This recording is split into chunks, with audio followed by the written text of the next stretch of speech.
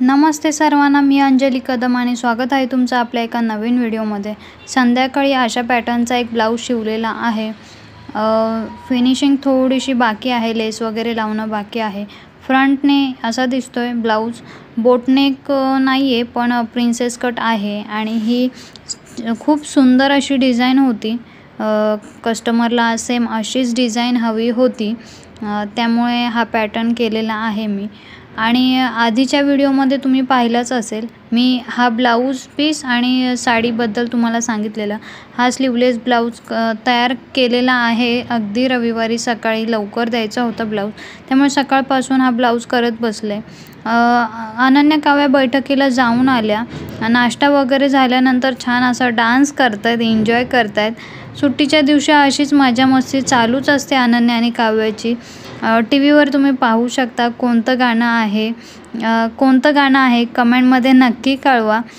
काव्या अगदीच मूडमध्ये होती, मस्त डान्स चाललेला आणि ॲक्च्युली सकाळीच बाहेर जाण्याचा प्लॅन होता, पण काही कारणास्तव दुपारी जाणार आहोत। नमस्ते सर्वांना, मी अंजली कदम आणि स्वागत आहे तुमचं आपल्या एका नवीन व्हिडिओमध्ये। आज आहे रविवार आणि सकाळपासून एक साडी पिकोफॉल केले, एक ब्लाऊज शिवला आणि आता निघालेलो आहोत। जवळजवळ दुपारचे 12:30 वाजलेले आहेत आणि आम्ही निघालेलो आहोत रिक्षाचं काम करण्यासाठी।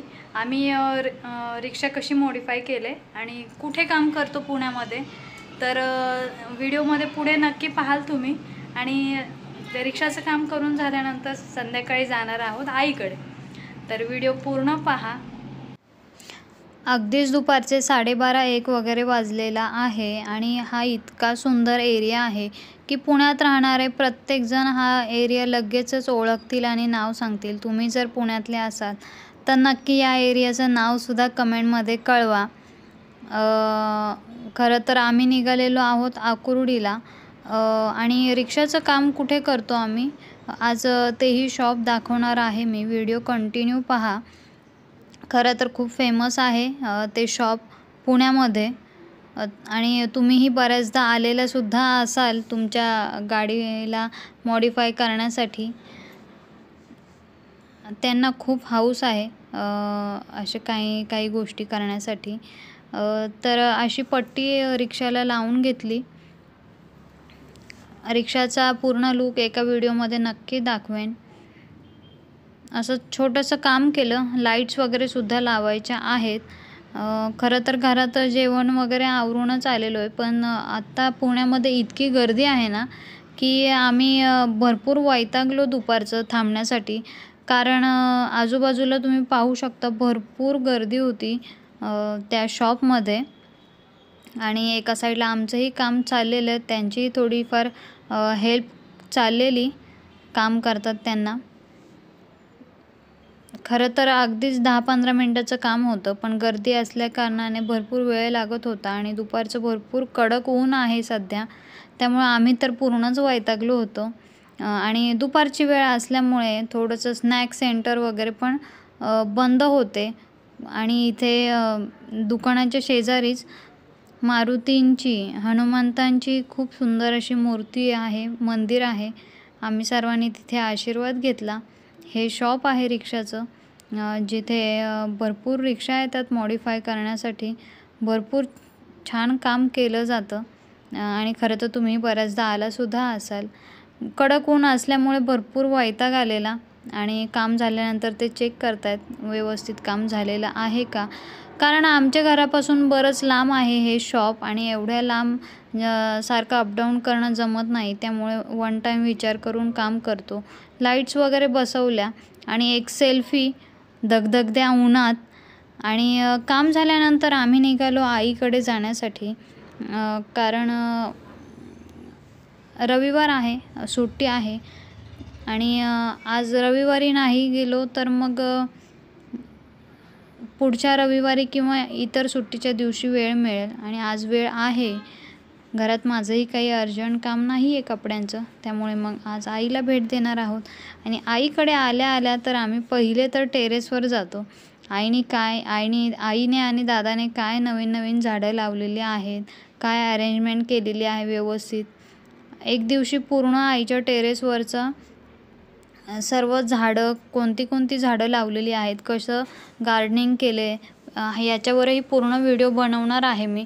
कारण खूप सुंदर झाडं लावलेली आहेत आणि गुलाबाची झाडं पण भरपूर आहेत. फुलांची झाडं भरपूर आहेत. देवाला तर रोजच्या रोज फ्रेश फुलं पूजेसाठी मिळतात. खूप फ्रेश वाटलं आईचं टेरेस गार्डन पाहून. आणि संध्याकाळी तर जेवणाची तयारी वगैरे खाली चालू आहे.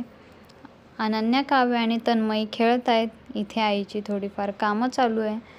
आता गरमीचे दिवस वाढत चाललेत, त्याच्यामुळे तर भरपूर कडक ऊन लागतं आहे दुपारचं. आणि नेमकं आम्ही दुपारचंच घराबाहेर पडलेलो आहोत. भरपूर आज थकायला झालं. पण हे अशी झाडं आणि फुलं पाहून फ्रेश वाटलं. आईकडे आल्याला पहिले आम्ही टेरेसवर पळत असतो झाडं पाहण्यासाठी. हा साईडलाच फिश टँक आहे ज्याच्यामध्ये कमळाची फुलं आहेत. एका साईडला झोका बनवलेला आहे.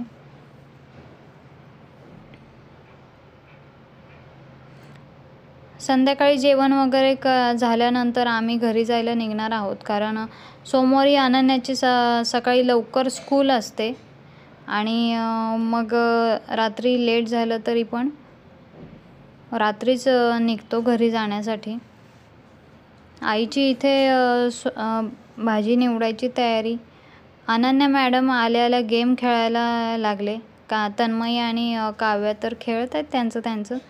पण अनन्या मॅडम गेम खेळते आहे. एका साईडला वहिनीचं स्वयंपाकाची तयारी चालली आहे आणि या तन्मयी आणि काव्या कामामध्ये लुडबुड करत आहेत. इथे त्यांची थोडीफार हेल्प चालले स्वयंपाक करण्यासाठी. दादाचं आणि त्यांचं हे प्लॅन चाललं आहे. व्हेजवाल्यांसाठी व्हेज स्वयंपाक, नॉनव्हेजवाल्यांसाठी नॉनव्हेज स्वयंपाक केलेला. इथे एका साईडला बिर्याणीची तयारी चालली. मग संध्याकाळी जेवण झाल्यानंतर आम्ही घरी आलो.